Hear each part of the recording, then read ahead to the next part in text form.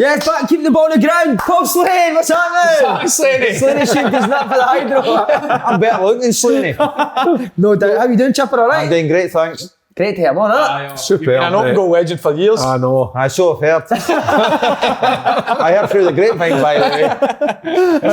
Smart turn now, eh? Somebody was like, ask Chipper if you'll come out. I was like, oh, what kind of reaction am I going to get here? I wonder. But I'll tell you what's also a regular on the show. That's staying on your jumper. I know what's happening, big man. No. Right hand side. Yeah. I thought it was a new Nike sign. That's came straight out the nipple, innit? Well, I'm saying beans. No, I was going to be Gravy, innit? wee cut of tea, wasn't it? Wee cut of tea. You want to change? Was that Steve Bruce's office at the weekend? Fucking boys, he's known me now how long. Do I give a fuck about a stain on my jumper? Right, we've seen the stain on the jumper. Let's see the stain on the I box. don't know, it was bigger. We were fresh this morning. Big stain. By the way, it's freezing in here. Baltic. Oh, need This a is quite boy. hot for a Whitburn guy. A Whitburn. Is that what your favourite Whitburn? Aye, Whitburn, aye.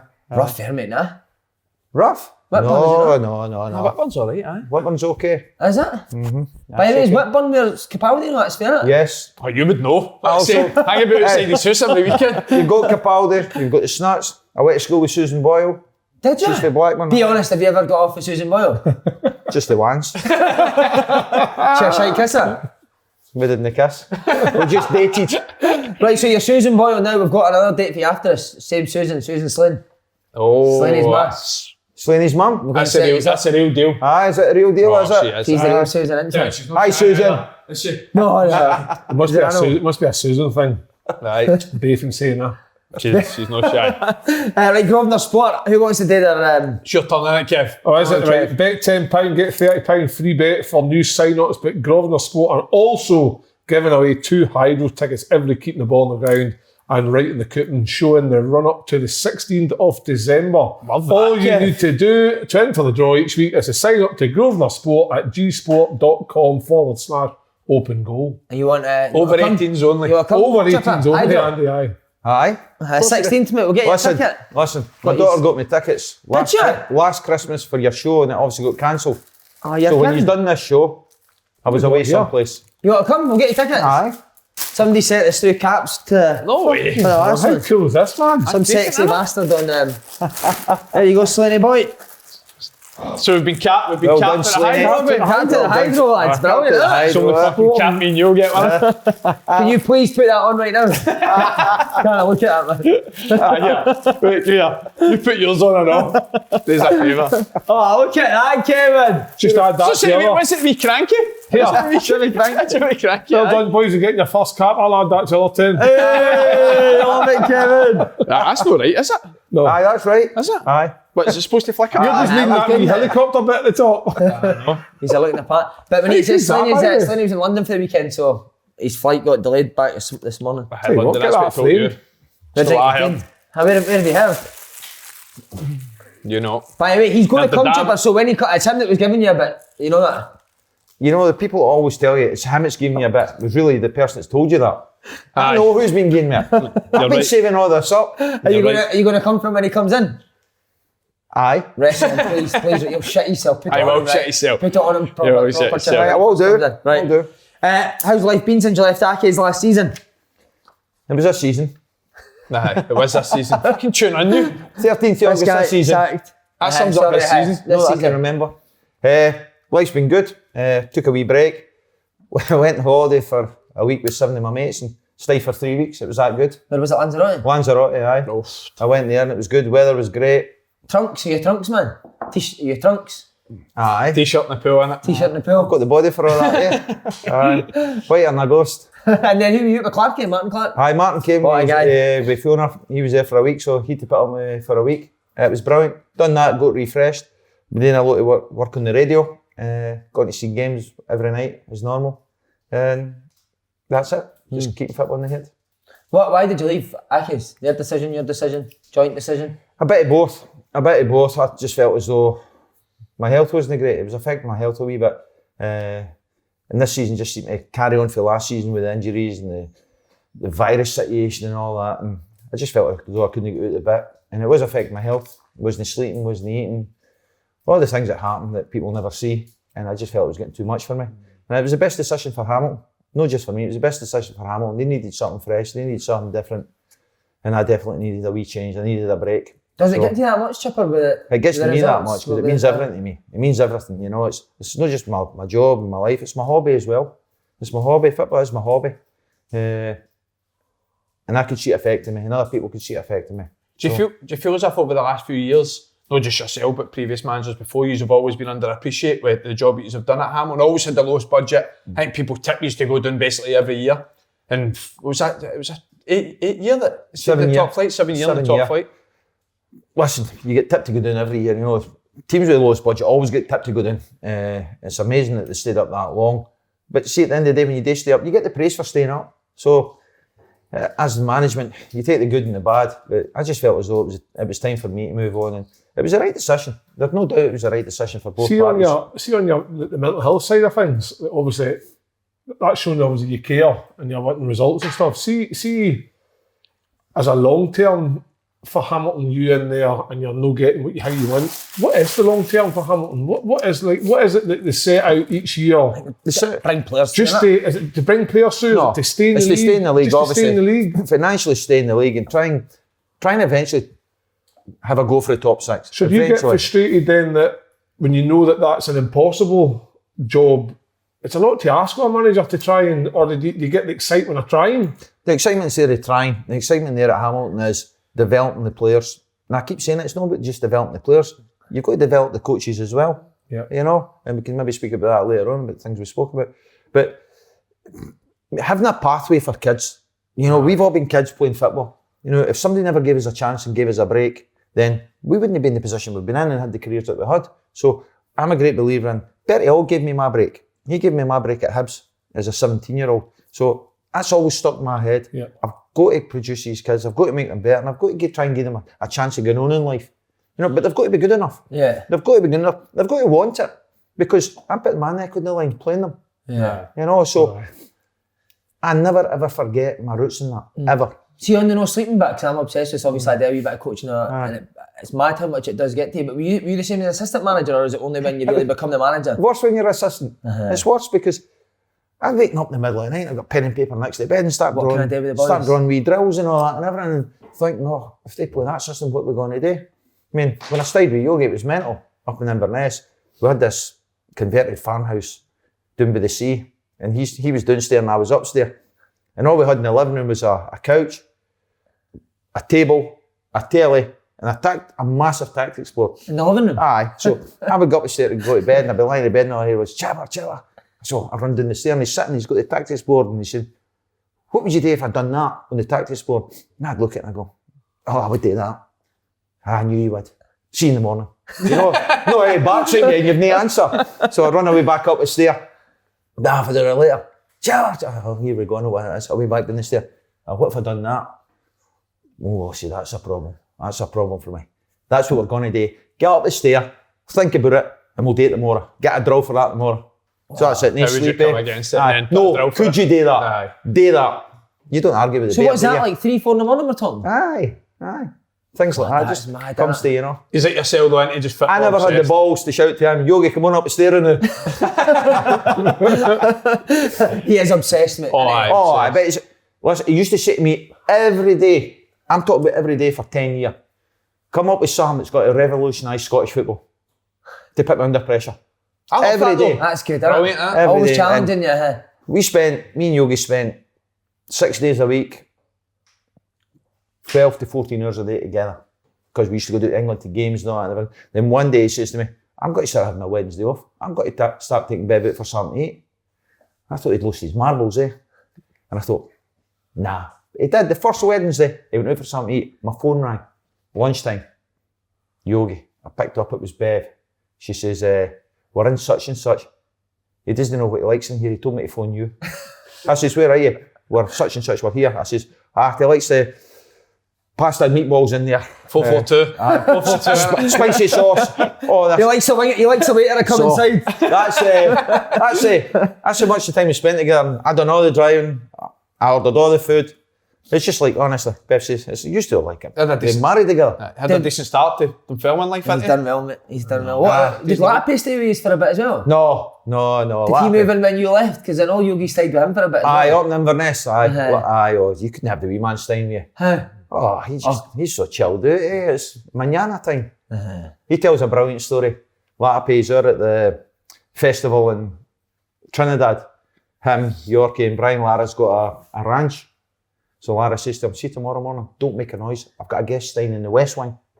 So Russell's up in the morning and goes down and he opens the fridge and there's a boy standing at the sink. Russell turns around and says, you want a coffee? And Mick Jagger turns around and says, no, I'm okay, thanks. Mick Jagger? Just Brian Lara. Mick Jagger? Aye. Oh, Russell used to always be injured or suspended March time when the festival was on.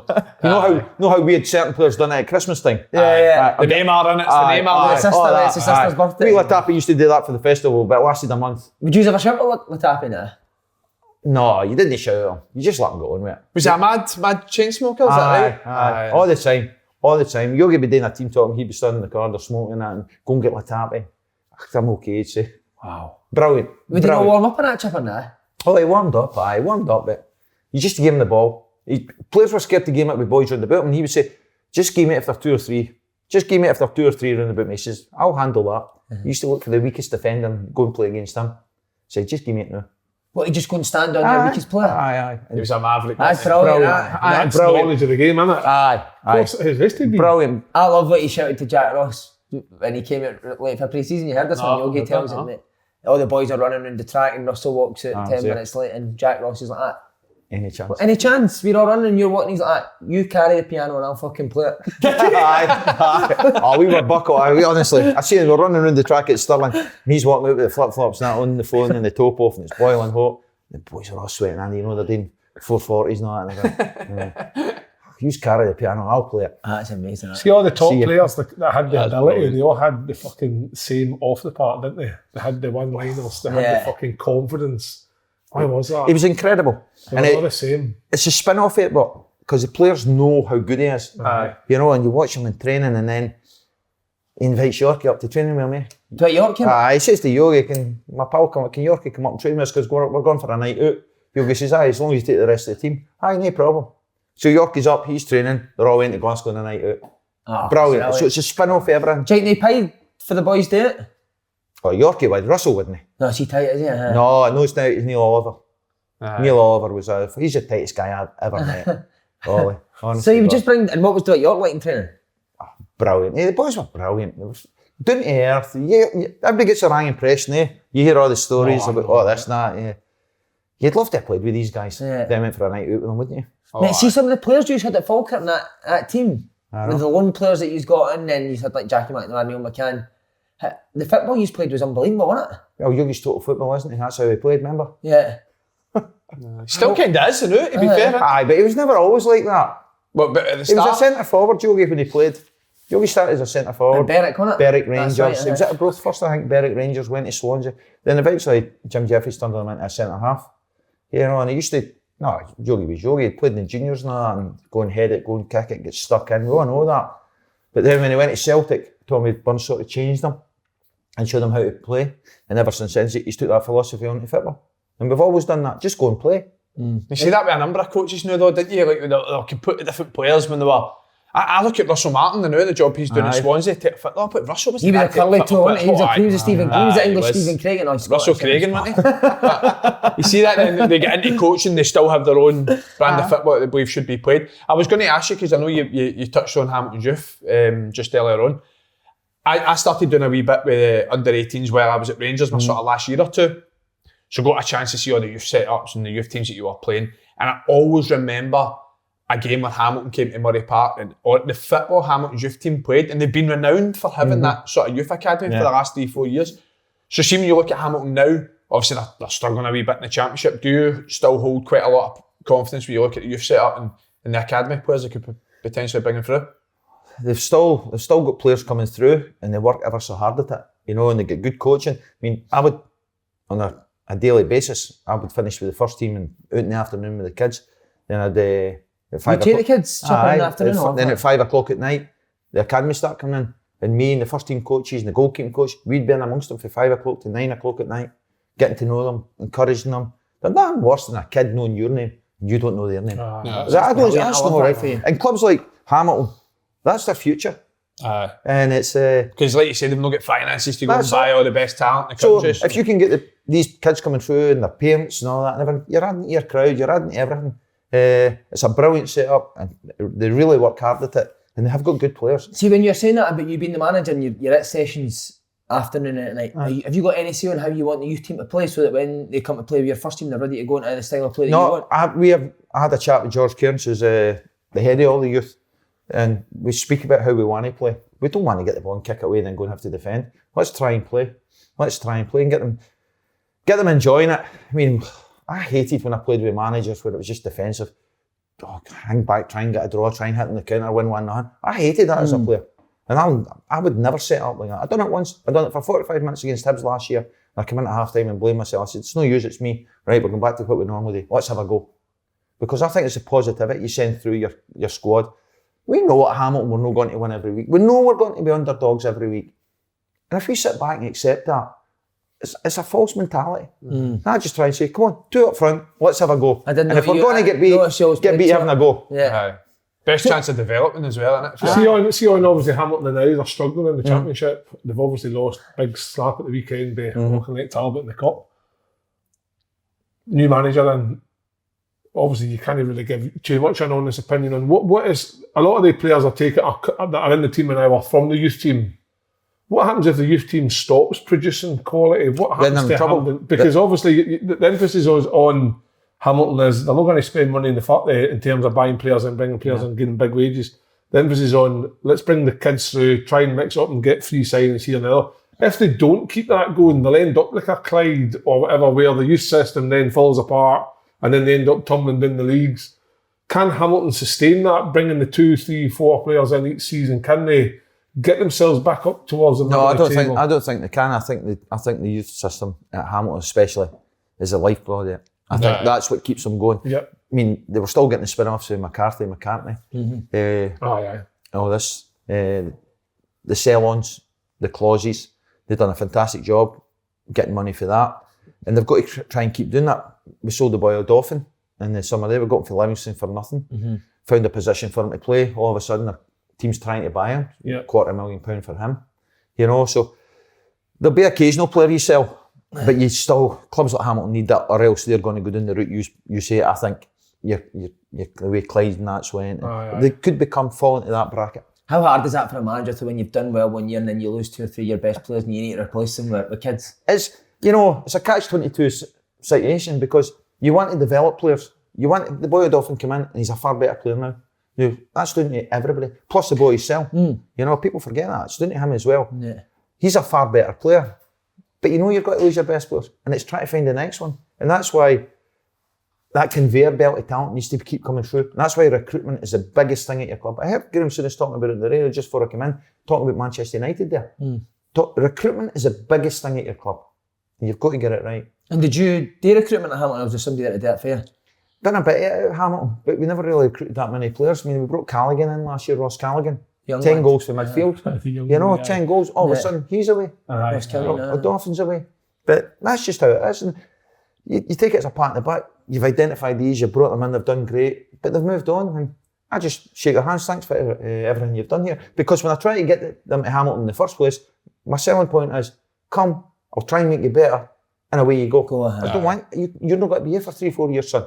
Is it difficult so when Hamilton are in the Premier League and they're trying to stay in the league, so they're trying to play the core of players that's keeping them in the league, it's difficult to blood in the young players because you're still needing the older ones to keep you in the league. You can't say, I'll bring him in, but you might lose 3 points a day. So then, like, they got relegated, and then the young players now need to play because they don't have. Well, is it hard as a coach and as a manager to get that balance right, where you say, right, okay, we're doing all right now. We've won a couple of games in the bounds. We've picked up 5 points at the last 3. We'll bring the young ones in, or we don't bring the young ones in. It must be difficult as a coach. It's hard. When's the right choice? When's the right time to say? To me, the right time is bring them in when they're training right. Because obviously, if Rangers have won the league by 25 points, they can turn around and say, we can put Nathan Patterson, we can put this young boy, we can get that young boy, we can get a look at them. It's difficult. I sort of see it different. I think when it comes towards the end of the season or for January on time, the pressure's on. The pressure's always on, right? I think the old ones fear the pressure more because they've got mortgages, they've families, they've kids. I think the kids go in with no fear. I think they go in with no fear, and you're going to get in. I'm not saying you won't get an honest shift at the older ones, but the kids are going to I want to be a football player, I want to play. Yeah. And that's why I just go and play. See, as long as they're training right. And they're living their life properly.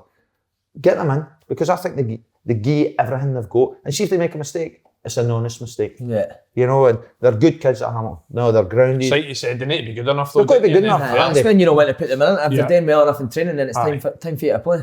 Yogi always said that Monday to Friday's rehearsal, Saturday's showtime. So Saturday should be easy, because you've rehearsed all week. And if you're doing it right all week, it should be right on a Saturday. Is Yogi as mad off the pitch as we know, the way he is obviously in the podcast and stuff like that, but see when it's just you and him, is he quiet or is he still 100 mile an hour? 100 mile an hour non-stop. I've been there most mornings watching him training at Dunfermline. It's close to where I live. So I'll go across and he's the exact same. I can still hear him. I hear that voice every 2 minutes. Then he'll come across and talk to me and ask me questions. You think I was part of it? You know, and I'm only there watching. He's just non-stop. He's on the phone. But that's a relationship we've always had. You know, it's... So see, when he was at the job, Chipper, and you were obviously at Hamilton, was he helping you? Was he on the phone? I was talking to him, I'd invite him in, but he wouldn't come in. I just talk to him all the time. And then, obviously, when he went to Ross County and I was at Hamilton, we were up against one another. Man. We still phone each other all the time, but we wouldn't discuss, you know, your team and his team. We just talk about other teams. We need to catch Kilmarnock, come on. They're just above us, let's get them, drag them in. You know, just things like that, natural things. Yeah. So you're looking to get back in? Of course I am. Aye, of course I am. Listen, I've been in it 40 odd years. Yeah, ever since I left school, I've never been out it. A short spell when I left Hibs before I went to Watford. But I've never been out it, and I love it, it's in my blood, you know. I've sacrificed a lot of my family life for it. You know, I see that now. I'm spending more time with my kids now than I've ever done. My grandkids than I've ever. You know, and they're getting fed up with me now. Yeah. They're getting fed up, and I'm getting fed up. We'll get you a job, mate. That was magic. Great insight, innit? Slaney's meant to do that. No use. Nah, because he's got loads to offer, side. You've seen 40 years. That's 40 years of experience of a good level of football. Like, you're talking about Premier League for a lot of years. Watford. Like, there's a lot, and obviously working with Yogi. Yogi sometimes has been hit hard and not been given a chance, and he's took the opportunity to Fairman. And I've no doubt that they will be successful in time. He was out for a while. Yogi went. He was out a long time. For ages, and I imagine it's hard. We'll know Andy's still playing, so I've never really invested that much time and effort to try and make a roller coach. And Simon's in there now. Is it harder as you get older, or should start when you're younger? Aye. See what Andy's doing. Perfect, absolutely perfect. And it's boys like that, guys like yourself, that should be driving this. Driving it. People should be looking at you and saying, look. Good players, good pros, get them in, get the good habits. And if you're in, but you've got to be interested. You've got to be interested. Yep. You've got to have the time. And you've got to have enthusiasm. Enthusiasm, Christ, I know you watch some coaching. Do you actually want to fucking be here? Characters. Paul Shankly, natural enthusiasm. You've got nothing. Do you think it was strange that Hugh Keevans was his assistant for the Rangers youth team? Knew something was going to come. Why are you here? Is he good tactically? Mate, I tell you what, you're brilliant with words. You're talking about enthusiasm. He'll blow your mind over, He'll be Tam Court's assistant next year. Right, boys, Scotland. Thomas Courts. Thomas Courts. Come on, get it right. Scotland, what do you make of the draw? Ukraine then possibly Wales? I think the positive of it is that we avoided Italy and Portugal, but see, the fair side, 2 big massive games, if we can get past the first one. If we played it we did against Denmark, we're a match for anybody, because I think that Denmark home performance is as good as a performance Scotland's put on the last, 15, 20 years, easy. It was a complete performance. Every single individual in that part knew their role, played it well. And guys like, who are, I would say, better players, the ones that are playing at the elite, your Tierneys, your Robertsons, your McGinns, they guys stepped up to another level and the rest follow. I see when that happens, I think Scotland can, I think Ukraine, we can overcome them. They got to the quarterfinals of the Euros, Ukraine, so not a bad team. Well, I think they played Dagenham and Redbridge and fucking somebody else on the way.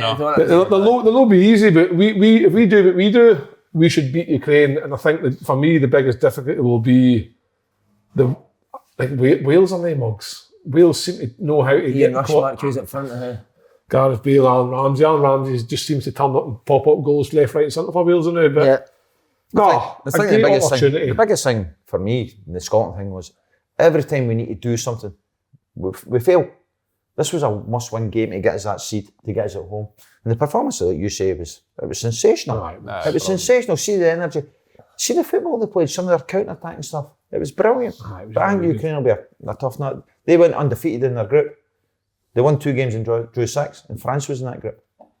See, this is the sort of stuff that you should. But they couldn't beat Kazakhstan. I was going to say that. I love that you've actually done your research. He's got it written there. I've got it written down, but he's got 2 wins, 6 draws. Aye, he's got there first. That's not how you spell Ukraine. He's got Y-O-U, Ukraine, isn't he? Well, look down Chevy. He's got CCCPR. But see, to be fair, right, listen, I'm right, it's a tough draw, but you look at who you could have got.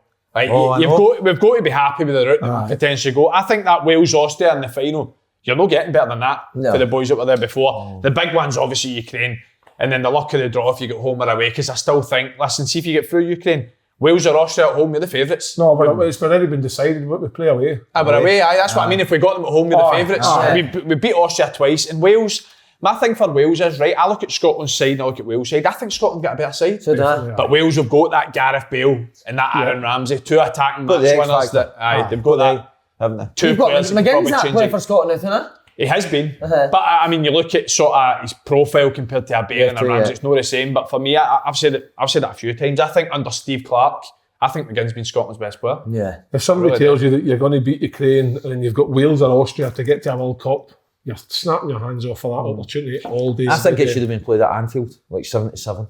But just like a neutral venue. Play Joe Jordan again. Teeth. That'll be some scrap, won't it? Have you seen much of Steve Clarke coaching wise? Chipping edge. I have seen a bit of him, Scotland were through at the Orium. The last time I was working with the SFA, because I did a lot of work with the SFA and the A licence and that. And I watched a bit of him training. It's good. It's funny, Steve Clarke was my roommate in the Scotland under-21s. Was he? We played together in the under-19s, under-20s at the Youth World Cup in Mexico and all that. So I've known Steve a long, long time.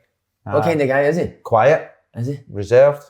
Likes a night out. Does he, huh? Oh, he likes a night out. I've heard that quite. He likes a night out, so good on him. He'd fit in any place. You know, very dry sense of humour, but really good coach. Is he still wearing the Balenciagas on nights out as well? Sorry? The Balenciaga trainers? He loves the designer trainers, doesn't he? I don't know, I've never heard of them before. No. I'm nearly 60. Yeah, you're looking great, mate. You're looking great. Aye, right. So Steve Clarke likes a night out? Aye, he likes a night out. I like that. Wonder where?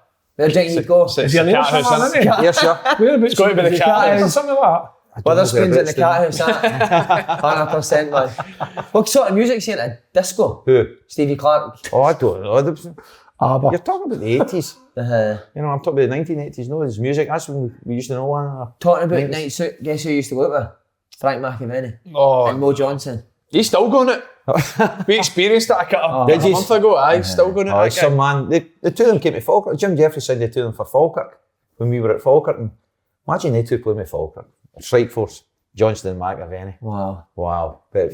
But the football aside, the rest of it was brilliant. Did you ever get in Mo's had a sauna in his system? No, I never went near his because if I went there, I wouldn't get back. I'd have been there and everyone was drunk. You know. Was Mac a good player? Macca? Unbelievable. Was he? Unbelievable. Aye. It's hard. First played against him when he was at St Mirren. Oh, what a striker he was there. Then obviously he went to West Ham. You know, I played against him with West Ham. West Ham were going for the league when he was there. Him and Tony Cotty up front. Aye. Top scorer. Aye. I scored against him. He was my idol. I used to go and watch Celtic in the 80s and he was that fucking... I would walk up with a picture of Frank. Desperate, like he was unbelievable, like he was shit hot. See the one thing that the two of them had? Their work rate. I thought you were going to say big cocks. So you done that? I was thinking, was that big? See that one? Their work rate was incredible. Was it? Unbelievable. See, to be fair, I've heard Mo Johnson was the same. I heard he was like elite European level when he was... Jim Jeffries used to take us to Gullin, Murder Hill. That was his favourite. Batter us there. Sands, man. And we Mo would be at the front and we'd all be on our knees and he'd be shouting to Jeffries, another couple of runs, Jim. Another couple of runs, Gaffer. And we'd be like, shut up. He said, no, don't let him crack us. And Jeffries would take go again. We Mo. Another one. So you'd be on your knees? Aye, I swear. What was that thing you were on your knees doing? my father-in-law actually told me a story a couple of weeks ago when Mo Johnson was at Celtic. He had a pal that was Celtic mad. And he got a wee puppy, and because Mo Johnson was a Celtic striker at the time, he called it Mo. He said Puppy was only 2 years old when he moved to Rangers. Fuck, I call this thing. do you know he played with Partick Thistle youth team in the youth league? Do you know who his striking partner was? Come on, you must know that. Partick Thistle youth team? Stevie Chalmers. No, Kenny McDowell. What's that? Big Kenny and him played with Partick together. That was the two strikers. Kenny was meant to be a dirty bastard. Oh, Kenny could lay in. He could lay in. You could tell that as a coach though. Kenny and Mo was a Partick. That was the two strikers. Wow. Kenny's the and Big Al McNally was the air striker. That was the sort of the youth we were in. Right, and then you all went down south? Aye, and I went down south about the same week that Gary McAllister and Ali Mauchline. Oh, aye. Two of them left. Mother one went to Leicester, 1985, and I went to Forest. See, when you went to Forest, was it Clough that signed you? Aye. So did he? What happens? Does he phone you? You're not going to believe this, right? You'll think I'm making this up. Right. So I come home for training at Hibs. I was out of contract. The Bosman ruling had just come in. I came home. What year was that? Sorry. 85. Is that when the Bosman ruling came in? I thought it was 90s. No, you're thinking of the other ruling. Was that? I know. 85. Freedom of contract then, whatever it was. So, as you do when you come in for training, you go to the park and play football with your pals, So I'm playing football in the park with my pals. My father comes in, didn't have mobile phones in. My father comes in and says, you better get up the road, there a phone call for you, the house phone. So I said, who is it? He says, you just got up the road. So I way up the road, the phone goes and I answered it. And it was Ronnie Fenton, assistant manager at Forest. I had a chat with him, we'd like to sign you, we'd like you to come down. Go into Hibs tomorrow, tell John Blackley, who was the manager, that you're no signing, you'll no be back. But don't tell him who you're signing for. I says, aye, okay. They arranged a flight. I went in the next morning at Easter Road, up the stair, see Sloop. I'm not signing. Why are you not signing? It's the best offer. I said, I'm just not signing. I want to go to England. That's fact, I'll not be back. Who are you signing for? I said, I've not to tell you. Well, I went half a CD. As you would do. Yeah. I would do the same myself. So I left with my black bag, went down to Forest that night. Jim McNally picked me up at the airport, took me to this wee hotel. Next morning, Archie Gemmell came and picked me up. Archie Gemmell. Team Wolf. Team Wolf. I've never seen as much hair in a man in my life ever. Team Wolf. Honestly, that was your nickname for him, Team Wolf. So Archie picks me up and takes me in. And we get to the door, manager, and he sharps the door. I'll never forget it. Remember, I've got the Steve Davis look, the hair at the side and all that and everything. Walks in, and Brian Clough's sitting, we said, writing something. And Archie Gemmell says, I've got the Scotsman. And he looked up and says, fuck me, it's Steve Davis. Fuck me, it's Steve Davis. And I'm sitting here and I'm standing there and I'm like, he's real. I've only seen him on the telly. It was box office. It was box office on Wednesday night. Oh, brilliant. My granny and everyone used to watch him. It was amazing. You know, I'm standing there. No agents, no days. He's showing him. He's won 2 European Cups. I'm a wee skinny guy for Whitburn. You know, so whatever he's saying, I'm doing. And what did he say to you when he No negotiation. No negotiation. So he sits down. He sat down and he went, aye, I don't know too much about you. You're big enough. Can you head the ball? I says, aye. He said, I'll soon tell you. Picked up the phone and phoned Archie Knox. Phoned Archie Knox. He was at Aberdeen at the time. Do you know the boy Rice? Aye, blah, blah, blah, blah. Aye, all right, aye. Put the phone. He says, I think you'll do me, son. And that was it? That was it. So Archie Knox got your move, basically? No, I had to get my selling move. Archie Knox never had a left peg. Exactly. That's true. But he put you out the left wing, didn't he, when you were sitting he put me out there. I think he was just taking the piss. You know, because I was always a midfield player. I started off as a centre-back, then I became a midfield player. But he played me wide, but everybody says it and everybody knows it. I'm no pace, right? But I had the lunatic behind me, didn't I? I had Pearce behind Stuart me. Pearce, He signed the same day. Wow. I had him behind me. Him and Neil Webb signed the same day as me. So Pearce played behind me. I used to come inside and he'd overlap and I'd just fill in for him and all that. But he had this thing, Pearce, where, you know when it's a throw in, the full-back's there, the winger's there, and the wide player gets in front to screen it. Yeah. He used to deliberately throw it and he'd come over his elbow and smack somebody. And 9 times out of 10 it was me. I'd get the elbow and I'd turn around and they'd run away laughing. But me and him were brilliant pals. Brilliant pals. I brought him up to Scotland. I always wanted to go to an Old Firm game. And I brought him up and we stayed in my ma's house. And no way, Stuart Pearce stayed in your ma's house. Aye. We stayed there. Went to the game. You and him shared a single bed, you said? No, there was 4 years in a single bed, but one in the days. So we went up to Boozer in the morning, the local pub, had a few beers, got in the supporters bus. Wow. Went through to the game. I'm not going to tell you what team or anything. We were at... What was the score in the game? I think it was 5-1. 5-1? I think it was 5-1. It might be the New Year's Day game. I think Celtic scored first. And I think Ray Wilkins scored a great volley. Something reminds me of that anyway. So we go to the Ibrox, and a guy comes out with 2 tickets. One for the Celtic end, one for the Ranger end. He got me. I went, can he do that? So I went in whatever end I was going in, and he took him through the tunnel and let him climb the wall into the end I was in. Aye. And it was just, he couldn't believe it. And Rangers, love it, huh? Oh, I loved it. Did you not say Rangers tried to sign him? Rangers tried to sign him a few times. A few times Rangers tried to sign him, but his missus Liz, she was from real down south, and she wouldn't move any further north. Right. But so did the nickname fit the profile then? He was only on the pitch. Only on the pitch. Aye. Only on the pitch. Off the pitch, quiet, into his music. Massively into his music, and massively into Marilyn Monroe. Anything about Marilyn Monroe. Was he? Not many people know that. Aye. But he was a psycho on the Oh, pitch. I was saying it. Ask Kevin Gallagher. Kevin Gallagher used to play with Coventry at the time, and he'd be playing wide right, and I'd be standing before kick-off, and Gallagher would say to me, I'm getting out to the left as quick as possible. And so did Ted McMahon. Ted McMahon, it's terrified him. Terrified How him. was he that? Was his tackles that? Oh, aye. You seen his What, like over the top? No, just through you. Right. See things that people go through you and you get a red card and a yellow card and that. I was just part and parcel then, You just got back. See the thing is, right, see growing up, obviously I remember more like late 90s, sort of early 90s, and I actually seen a video on YouTube the other day, right? And it was, You love a YouTube video. love it, right? Was it a football Honestly, one? You've got to it was tell football you. one. But get it right. So it's the first game that Roy Keane plays for Man U against Wimbledon.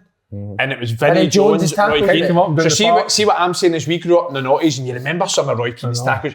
See Vinnie Jones, what he was doing to Roy Keane over this 90 minutes. But to be fair, Roy Keane was just getting up. Bouncing back Every up. tackle. Well, see Roy Keane. This is an art. Oh, because he was at Forest, wasn't he? Aye. Oh, Roy actually, Keane came into training for Cobb Ramblers. So nobody knew who this kid was. And he was a skinny, lean kid. When you're watching him training and he's getting barred into people and that. So I remember going to watch a reserve game on a Monday night up at Arnold or someplace in Nottingham. And this kid's playing. He's playing wide right. And I'm saying, he's no bad, by the way. He's all right. So next morning we were travelling up to Liverpool. We were playing Liverpool away. And we gets to the hotel and all that, in the hotel, all this stuff, stay over, go to Anfield to play. And the kid's sitting in the dressing room. And I can see all the first team boys really looking, what's he doing here? And the gaffer says, right, we changed the team, he's playing. And that was him in the team and never ever came out of it. Was that just felt like he's training as soon as he... And we played that. I made my debut at Liverpool as well. I made my debut at Anfield and he made his debut at Anfield. Oh, so you made your debut as the same What way? age was Roy? No, I made mine before that. Oh, right. What age would Roy Keane have been then? Probably about 18, I'd say. Unbelievable. 18. I mean, he'd only played in the reserve game on Monday night. I think this might have been Tuesday or probably the Wednesday night. And he was sitting there and he played wide right. But that was him in the team and he never ever came out of it. Imagine him playing wide right, so you just always think of him as a centre midfielder. Like, did he hit a trick or that? No, but he even- could run. even back then, it was third man running in the box. the back post, Ireland he could head it. Ireland used to send like conveyor belts of kids out of clubs, and they were all fucking decent. We used to get them. They're all caught all the hardy time. clips, I was They were like just natural. They didn't give a shit. There was none of this. You get like No pretense with them, was there? there was none. When you get 5 or 6 and come from like Dublin, you think they're all good. And then you get the odd one come from Scotland, and they were all right. Yeah. And you thought, God, these Irish kids are taking over because the youth team used to be full of Irish kids. Honestly, The scouts were always there in Ireland. Yeah. Because you know what you're getting. Yeah. And Roy was, you could see right away. What type of guy was he? Jumping back in? Oh, he was just a typical young boy in a big city. You know, trained brilliantly and lived life to the full. Did he love a pint of him? Oh, he liked a pint, aye. Would you take him out? Nah, we've been out a few times together when we were young. Brilliant. You know, he was big pals with. He stayed in a house with Sean Dyche, Did he? Big Mark Crossley. Did Sean Dyche have that jacket back Still had that jacket.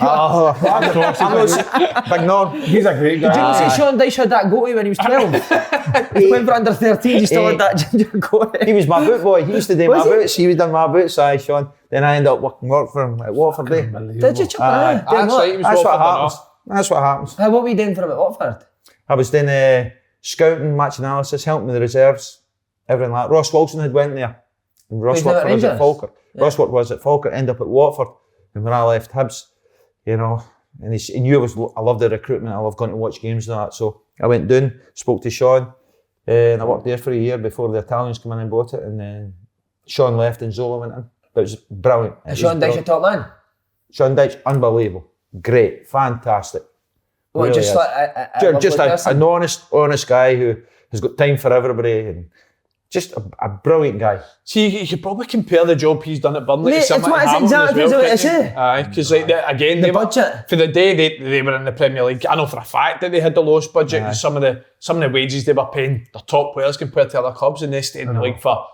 Well, I think they went down, didn't they? Came straight back up, and then they've been in the league again for about 5-6 years. Keep a team in the league with Scotty Arfield done it in the Premier League. Well, Arfield scored the first goal. He scored the first goal in the Premier League. Did you sell Arfield to him then because of your relationship with him? Do you know your background, no? No, that's his job. Do you know any background? He's trying to go on this with Scotland. He's been funded today. I'll tell you, Arfield left Huddersfield.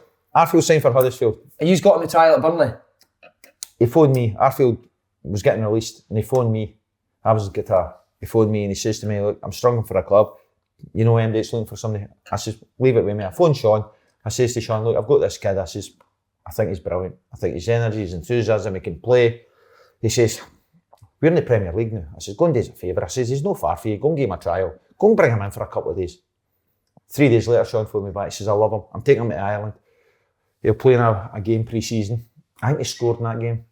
In the pre-season, Sean phoned and says, look, I'm going to sign him. I'm going to sign him and give him a chance. And the rest is history. Oh, superb. You know. Was the game against Chelsea or something? Yeah, At home, he scored the first goal in the Premier League. Aye. But he's a hero down there because I think he scored. Blackburn's their big local derby. Aye, he scored there as well. And he scored there as well. So, you know. So I remember at the time he phoned me and him had left Swindon, he just left Huddersfield, and he's like, mate, I'm going to go and sign for Southend. And I was like, mate, Southend were in trouble at the time money-wise. I was like, do not sign for Southend, mate. They're toiling. How would they try to sign you? Eh? Would they try to sign you? Try to sign me, yeah. He was going to sign me, Falkirk. Aye, we were going to As a sign kid. you. Aye. I've been so I've just been praising his recruitment for the last half an hour. That that tells you because he never done it. was that late 2008, 7s, 8s? I used to pop his Falkirk team off a pitch from at youth team, eh? Aye. No, we were trying to build a reserve team. We thought you'd be a good captain. That's true. No, that conveyor belt. You might have been coming through now. So it was you that told you to sign us, wasn't it? No, the two of us looked at you. Your body shape. I thought, no. You got right, don't you? I thought, no, he's not a Kevin McBride. No, didn't say that. Come on, he'll be watching this. By the way, you mentioned that you were touching on Stuart Pearce, a teammate. Was there not a story back in the day about you doing a bit of labouring on the side? It wasn't labouring. Stuart was an electrician in London, and he played for Coventry. He got signed for Coventry. I think Bobby Gould signed him for Coventry. Goldie. So Welsh. he says to me one day, he says, you need to help me out tomorrow. Wednesday was a day off. Well, sometimes we got 3-4 days off. We never played much. I says, what, we're not going to the pub? Because we always went to the pub when we were day off, eh? That's what you did in the days. He says, no, he says, I've got a job today and you need to come and help me. That's what you did. He says, I'm rewiring the house out at Nuneaton. One of the ex-directors of the company has asked me to do it, and I promised him I'd do it. He says, but I need somebody to help me. I said, I couldn't wire a plug. He says, you're only 80, you've got that loft, pulling cables up. And that's what we done, you know. Was he playing for England at the time? Aye. That's crazy, isn't it? Wow. He's still not been paid. still not been paid. Of Guyana, isn't he? Stuart Pearce, he's in at West Ham now, isn't he, with Moisey? Aye, he's in there. He's in there with Moisey. What's your favourite Clough story? What's some of the funny things he said? Oh, some of the stuff's brilliant. I remember we're playing Arsenal one day and we're getting beat 2-0 and we're getting battered at home. We're getting battered. We come in and every time you come in, you just pick your drinks up when you come in, you sat down, you put a towel on your knee and you just sat with your head down. And he would just say one or two things. But this day we get in and he says, right, get in that corner. Grown adults, we all goes in this corner and he picked up the teapot and threw the teapot at us. Just threw the teapot and it scoped everywhere. He says, right, get back out. So we just went back out and we were on the pitch for ages. I think Charlie Nick was playing for Arsenal at the time. We go back out and we won 3-2. And we came back in and we're all sitting again. And he says, well, he's learned one thing. What a good cup of tea can do for you. I tell you what, I would love him to fling a pot of tea at us right now. I need a bowl of ice cream to warm me up. I think somebody does that just flings a pot of tea on his face before he comes in. Remember when we played at Birmingham and we got battered. We got There's Sweeney's face there, look. I think Sweeney's hiding for me. He's scared of it. London to Edinburgh via Amsterdam. I think that's the flight he's took not to be here. Sweeney. Do you know the Amsterdam story, eh? Who does they? Listen, everybody knows that. Knows that. So Birmingham. Birmingham beat us 3-0. So we're on the bus on the way back, and the boys are moaning about the hotel and the food and all the usual stuff. And he comes up the bus and he says, the hotel was poor, the food was poor, the beds were poor. And by the way, he didn't pay for it, the club paid for it all. He says, 8 o'clock Monday morning. 8 o'clock? So we all goes in at 8 o'clock Monday morning. You go to walk into the first team dressing room, away dressing room, down where all the kids were. You go in there, all their gear's in there. Kids are all up in the first team dressing room. He says, you've been assigned players. You will do the kids' duties this week and they will act like the first team. No way. I swear to God. So you're going up and I've got 3 wee guys here. Got a wee guy, wee boy Brown, Sean Brown, brilliant, comedian. He says to me, Chipper, he says, bring my copas. Oh, way. Brings his copas in and he says to me, any chance of polishing them? Polishing them, right? Way back out. Comes back, he says, get us a tea. Get you a tea, I'm saying to myself, I'll get you a tea, all right. I goes to go out the door and he says, no, make it coffee. And we done that for a week. We done all the kit, we done the boots, we took the markers down, we set up. It was role reversal. Wow. Appreciate what you've got. Appreciate what you've got. How'd you try to do that now? Oh, mate, you couldn't do that now, could you? Players would just tell you to fuck off. See, some of my best memories of youth football though was honestly well done duties. Like, I know it sounds daft, but No, it was. see some of the stories you used Do you to have. think that they don't do that What now, do you you do? say? What do you do when you win a cup? Don't know, I've never fucking won anything, Chipper. No? You tell me. No, I've never won a reserve cup. Oh, no, I won I won League 2. League 2. Played at Wembley, won the League Cup. Won the League Cup, so we're on the bus, we'll go to the trophy and all that. But he wouldn't allow you to have an organised night out. Yep. The club never organised nothing. He thought, get home to your missus and that, blah, blah, blah. If you want to go to somebody's house, go to that, do whatever you want. But he loved being on the bus with the boys. He'd be down the front having a drink with his pals and that, and we'd be up the back. So we win. So on the way back, we comes off the motorway for East Midlands and then to Nottingham. But we goes to the airport and then we park up. We park up at the airport and we're sitting there for ages. And he comes up the buses. He's like, see the aeroplanes, lad? Look at the aeroplanes. He says, enjoy it. He goes, we'll soon be gone on holiday. And we sat at the airport watching the aeroplanes. What, after you'd won the league, you sat and watched the aeroplane? For about an hour. Sick, man, that's brilliant. I can smell something. Hey, what is that? What's that smell? There's a man! Slaney's got balls, You've turned up. Oh, I get it. I've never slagged you. I swear to God. Never, it's not him. It's all right. See, when I was a kid, growing up, you got battered with managers, right? And see, even before that, the school teachers told you what to do. Your mum and dad told you, make your bed, do the dishes, light the fire. Yep. See now, you get asked to do it. Would you mind making your bed? Would you mind doing the dishes? Aye. Would you mind doing your homework? The world's changed. And you've got to be careful how you speak to kids now because they're not used to getting told to do things. You know, and they think they're getting picked on. Would you rant on a raver? Sorry, mate. Me? I ran on a raver? After games, isn't it? Nah. No, there's no point. Nah. Kung Fu kicked the tactic board once. Did you? Aye, but it was alright. What game was that? Can you remember? Probably the night we beat Rangers 1-0. Yes. You didn't come through kicking that day anyway. You didn't take long there, Paul.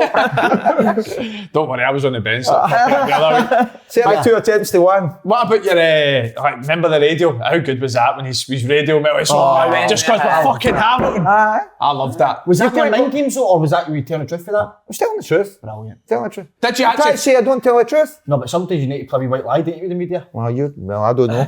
did you actually phone the referee Crawford that you said about 5 times or something? Aye, I did. What had happened, the same referee gave 2 penalties against us for similar incidents. And he told me why. I said, okay, I accept that, no problem. But I watched them batting against Aberdeen that morning, before we played in the afternoon. And the same referee never gave them a batting a penalty for what he was getting paid. I remember it. And that's what it says. I don't know what a penalty is. Yeah. What the F's a penalty? We're only F in Hamilton, blah, blah, blah. I shouldn't have swore. But I'm not. Do I regret it? Not one bit. Yes, Brian, you're a man of the people. I like that. What about this referee that's gave me 2 red cards last year? Got 6-game ban. Came up to us before the game Saturday. Went, by the way, I got that decision completely wrong. What, the one that Does that sent make you off? feel I was worse? like, we appealed it. So did you not watch Keane it? had never appealed to get you played, did they? Jimmy Mack was like, No, Jimmy Mack never done it. Somebody above his head's done it. You see the referee obviously apologised for that. Is he no part of the appeal process?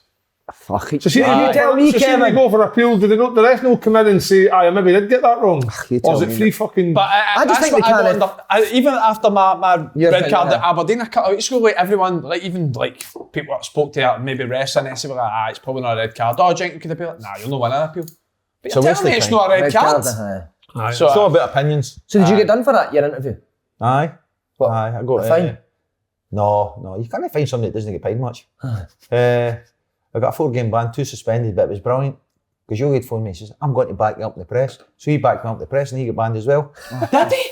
Aye. Did he get banned for speed? He backed me up as well. Something happened with him as well with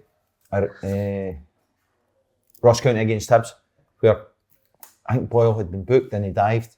The referee let him away with it. So he says, I'm going to back you up, and backed me up. The 2's got banned. So second last game of the season, the 2's had to win. We're playing each other. He was in one stand and I was in the other stand. Brilliant. See, just on like modern day coaching, Jimmy Mack was telling me about Clough. No coaching. So you won 2 European Nothing. Cups with no coaching. No coaching, no set plays, nothing.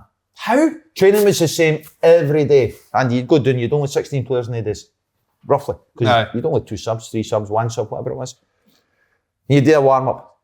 And the warm-up was took with the captain. And you come out the warm-up, you do 2-8s, tunnel ball, old and young. It was old and young, old ones bibbed up or young ones bibbed up. Or wee relays and teamed. Then you'd get in and play 8 aside, with the 9 aside, the goalies would come and play. But no big goals, hockey goals. Oh. Hockey goals. And we'd just play. That's all we'd do. I never, in 6.5 years, done set plays, throw-ins, crossing and finishing, shooting, nothing. Wow. You'd done that after it on your own. No tactics. You used to get a shout, play forward, turn. I knew when I played wide, I had to cross at front post. I always had to hit front post. And the strikers knew, get front post, get front post. Remember playing one day, and I put 3 back posts, and I come in at half time, I said, I'm going to get barred here. And I sat down, and he just looked at me and went like that. Scotsman, you know the rules. I says, front post. He says, you know the consequences? I says, I know. 10 minutes at the second half, 1 back post, half. So we're playing Aston Villa on the Friday night, and I'm like that. I'll not be playing. No chance I'm going to be playing. But when we finished training the Thursday, the team went up, a wee sheet went up, the team went up, playing. Great, so we're at Villa Park.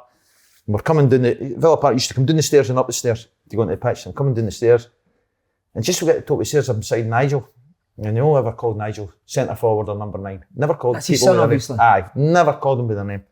And he says, come here, you two. He says, Nigel, centre forward, play wide. You play through the middle. I'll give you a shout when to change. 87 minutes. 87. I've never played up there in my life ever. Paul McGrath, Derek Mountfield, kicking hell out of me. Honestly, what the hell's going on here? The boys are all looking. I'm like, what's going on? And we won 1-0. Couldn't wait to get off. 87 minutes, change. Right, so Even change. goes down the stair at the end of the game, up the stair. When I get into the dressing room, gear off, goes to get in the showers, and he's lying in the bath with a bottle of beer. He says, well, Scotsman, did you learn anything tonight? I says, aye, gaffer, front post, front post. So he was just pure, not really much coaching, but man management, just another level. Nobody coached. There was Oh, no so coaching. nobody coached back. No. So do you think he's gone a bit mad now, the coaching? I think, Chipper. I think you can go overcoached. But I see players now who are brilliant at running with the ball. Now we want them to run with it and play 1-2s or come inside and do that. I watched Ryan Kent. See yesterday for a spell, when he just stayed wide and they gave him the ball, he was electric. But everybody comes inside now and crowds everything. Natural talent, I think, is there for a reason, and it can get coached at you. But are you? You know about that, Slaney. Absolutely, I ruined my game. See, were you on the training pitch actually coaching? Sorry if this has been asked, but I just want to. So were you a coach like? Aye, I love the coaching. But so where did you get that feel of you never grew up as a player? I don't know. Jim Jeffrey gave me a chance to get into coaching at Falkirk, take the reserves while I was playing in the first team. Kevin Drinkle used to take the reserves, and I used to just go and watch the reserves all the time as well because I love the football. And Kevin Drinkle moved on to Stirling Albion as manager, and Jim Jeffrey says, look, you go to all the games, dip your toe in, come on, get involved. And that was it. And from there, the game was changing. Tactics were coming into it a lot more, systems were coming into it a lot more, and it's just, I love all that. It's challenging yourself. Challenging, trying to get good sessions. They're none better than walking off and thinking, that was a great session. So Yeah, that was good. on that, like the coaching side, the tactics side of things, how does it change with Clough being able to win 2 European Cups, no doing that, and then managers trying fucking every tactic in the world and not getting anywhere. It's players. Like I always say, like to Simon, like a lot it is about how you speak to people, how you get the best out of people. And obviously that group of Nottingham Forest players must have just known, you all know your individual role and you knew the consequences if you didn't do your role. Yeah. That's how it should be, surely. Well, every team back then just played 4-4-2, didn't they? It wasn't even 4-4-2 formations. 4-4-2. I think now it's expected. Aye. You know, there's more exposure now to world football on your TV and whatever you've got, Sky and whatever. YouTube for him. You can watch all that, YouTube, and slowly, once you got to tell you about watch it. Lemon party, you Paul. And we see all the different systems and we see all this and people think they've got to come up with something different. Yeah. What did Burnley play? 4-4-2. What did they do? Get the ball wide, get it in the box. If you don't cross it, you're not going to score. You know, and they've been successful. Success is staying in the Premier League for them. You know, so I take it Sean's took a lot of that for what But Jimmy Mack said that, sorry mate, was it? Even Atletico Madrid. I know they Atletico did. Madrid under Simeone have been 4-4-2 for... But Archie Gamble... Champions League finals under a belt in the leagues. Archie Gamble would try and do a bit of coaching and Clough would just tell him to pick your cones out. Aye. Don't coach them, Archie. Don't coach them. Don't need coach. He liked to walk, didn't he, not a bake or a game of cricket or that as well. Oh, it was brilliant. When I used to be at Hibs, right, we'd be up Arthur's Seat on a Monday morning running. Up Arthur's Seat doing on the track on a Monday. Into the gym. That was your Monday. Tuesday, up Arthur's Seat doing onto the track, bit of football. Get battered. I went to Forest and right, let's go. Go a wee jog. Stop. Let's go for an ice cream. Jimmy Mack will tell you. Okay, we'd all be sitting in the grass, sunny day, having an ice cream. Right, okay, that'll do the day, lads. It's too hot to train. Things like that. We would go abroad, we'd go to Sweden a lot, and we would go maybe for 16 days and play 10 games. But it wouldn't have any subs. So 11 would play the first night, and if you're winning 4-2, 3-4-0, you'd start taking players off. So you'd end up 11v7, 11v8, and you got your fitness day and all that. It was mental. I'd never seen anything like this. Brilliant, that. I didn't that happen out in the modern league or something doing that. You couldn't, The modern players wouldn't accept no, they wouldn't would do it. No. I've heard, do you know what? I've heard these boys very similar. Nice. I've got a couple of obviously mates that have played with him, Burton and whatnot, and heard he's like, if you win, he's saying to all the boys, right, everybody in the pub for 8 o'clock Saturday night, you've got Sunday, Monday off, and then training's like sort of just off the cuff, it could change all the time. He's probably got it off his dad. Very, very similar. You know, we went away games, stayed in a hotel every away game, right? We'd meet in a wee Italian restaurant in Nottingham, get a bite to eat, a glass of wine, on the bus, get to the hotel, you knew the rules, drop your bags off, get down to the bar. You get down to the bar and everybody had to be there. And you all got a half pint of beer. You weren't allowed a pint, because when people see you with a pint, look at them drink. If somebody's got a half pint, you know. So you got a half pint and 3 or 4 of the boys didn't really drink. Nigel didn't drink, so somebody got his half pint. You know what like it is, Yeah. When we got the room, you got the room and maybe a couple of bottles of wine, this and that. Before you know it, no, you were missing it. But just a nice wee go about He always thought that it relaxed you, having a wee drink, you get to sleep. You've all heard the story about when they came to play Celtic, going to David Hayes' pub. The boys were in there. I remember we come up to playing the tenants, it wasn't the tenant sixes, it might have been the tenant sixes at the SECC. And we travelled up from Watford and we stayed at the hotel just down there, near at the Marriott at night. Yeah. And the Sunday morning, he says, right, we'll go a walk. I said, it's no far Gaffer to where we're going to play tonight. Oh, we'll go a walk down there. So we're walking. Right, I says, we're in there and we're walking back. And this boy's whitewashing his pub. I'll never forget it. He's up the ladder whitewashing his pub and Clough, he says, are you open? The boy went, no. Aye. As soon as you see who it is. And opened it. This must have been about back 11. And the games at night? It was the 10 at 6 thing, you know, so probably started about 6:30 or something like that. I remember we never left there. We were in there and he says to me and somebody else, you just go back to the hotel and tell the kit man to get the stuff in the bus and we'll meet you in there. And we just went out for a walk, went there, the boys were bevied and went to that. I swear, That's unbelievable. brilliant by In the back of the day, they I don't could love that, play at man. the same time. Clubs all done it. You're living I was like when I first started out. You know older than me, Kev? Calm down, Steve Davis here. That's interesting. Right, but I was breaking out a team, so like Niall Quinn and Steve Bold and guys that were at our team, they were still doing that. They were still part of that 80s, 90s culture. Had a night out with Baldy, he can drink it. Fucking hell, Oh, man. I played with Stoke. Baldy, he's an ex-Stoke player, he was there. Had a night out in Stoke. Oh, Jesus. I You know what's tried. scary about He's a bit like Davy Weir, big hollow legs. Is he right? Oh, big horse. Can drink all day. Oh, aye. How he wipes his ass. See Big Clough fees, when you're aye. drinking, is he good company? Does he just sit? See when you're all sitting, is it him that's constantly talking? No, he just sits. Just sits? Aye. He just sits and watches. Saw everything that was going on. Did he? Everything. It What was a great, genius. great company, you know. And we used to go abroad maybe 4 or 5 times a year. And you go like that. Yeah. We're going away. We're going on Monday, lads. We're going to Calamalor. Always went to Calamalor or Tenerife. We're going Monday. Oh, well, you're a dancer. And there'll be no training. So we always going to be the first game back. And then I remember once you went, we're going after the Spurs game, playing Spurs in the quarter-final, semi-final League Cup. He says, we're going after that, we're going to Tenerife. We drew the first game, replay, where we're meant to be in Tenerife.